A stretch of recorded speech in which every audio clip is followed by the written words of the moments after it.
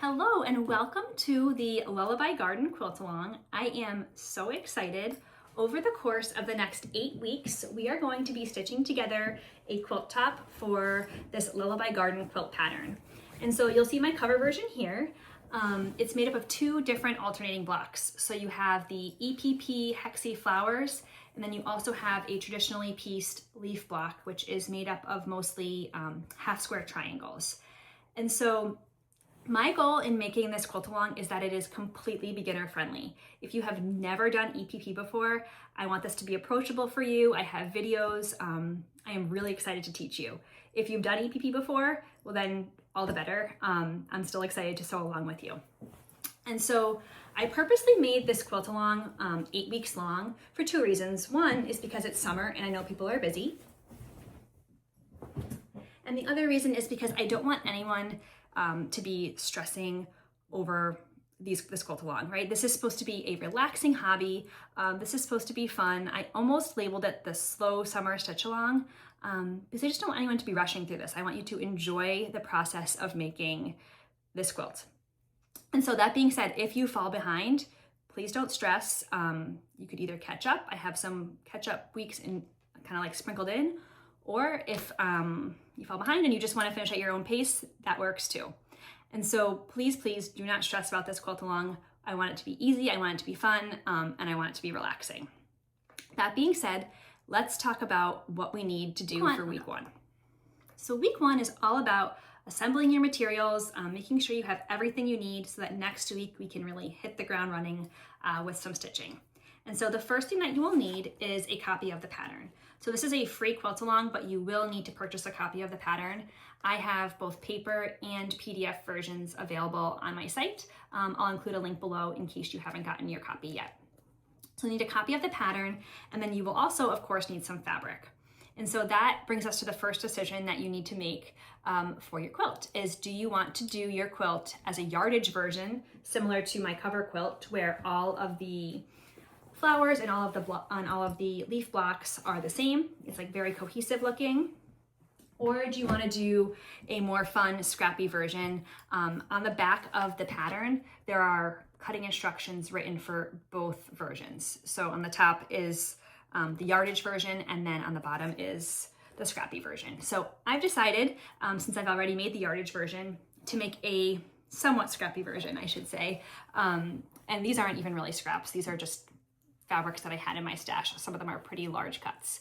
But I thought these colors looked pretty together.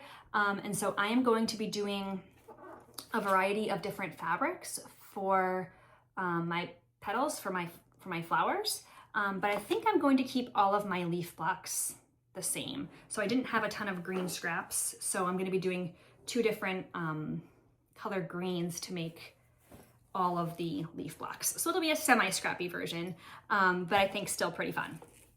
So that's the first decision that you need to make.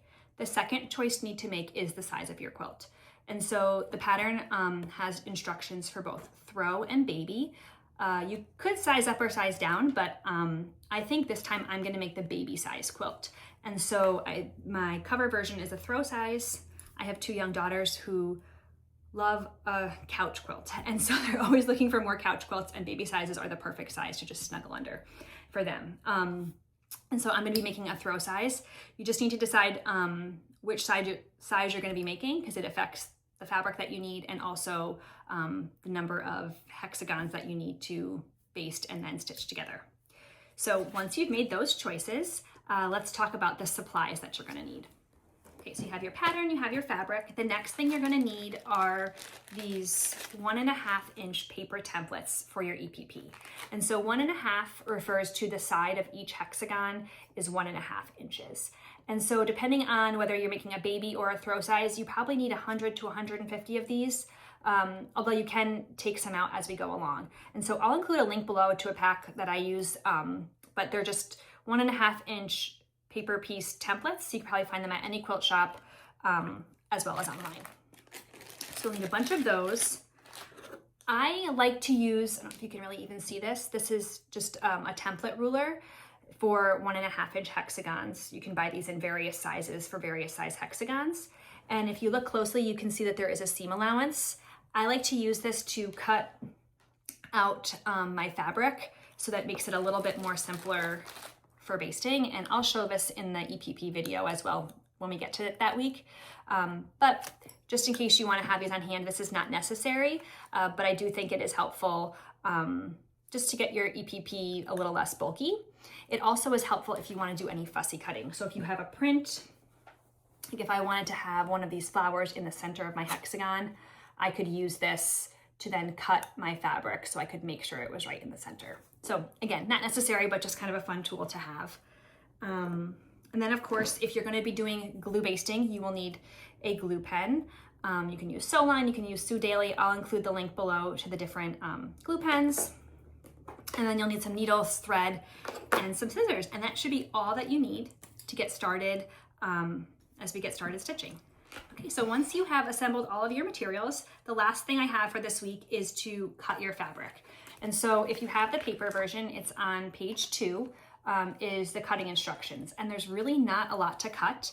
The one thing I want to call your attention to is for fabrics A and B, for the EPP pieces, it asks you to cut a 3.5-inch square. And so the reason for that is because a 3.5-inch square is just the right size for the future when you go to baste your templates. It's just the right size to fit your template in, have a little seam allowance. You'll probably snip here, snip there, and then you can baste it on. You could also, it's just the right size for this template ruler as well to fit on there.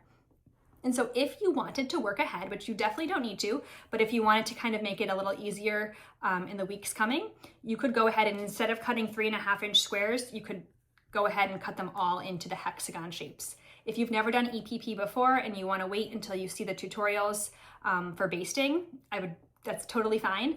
But this is just one easy step that you could do to work a little bit ahead and make the future weeks a little simpler.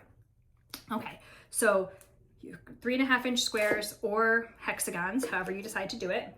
And then you'll also cut your fabric for your background and for your leaf blocks and just kind of set those aside.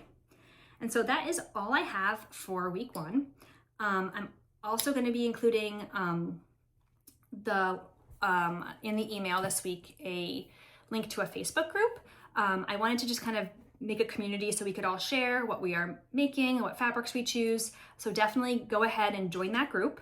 I'm also going to include below a link to next week's EPP tutorials. And so I'm planning to have a very short video next week, but I'm not going to be teaching EPP in that video because I actually, right before I released this pattern, made some new tutorials on how to do English paper piecing. And so I'll include those links below. If you've never done EPP before and you want to kind of check it out before we kind of get started, give yourself a little bit of a test run, go right ahead. I'll include those links below as well.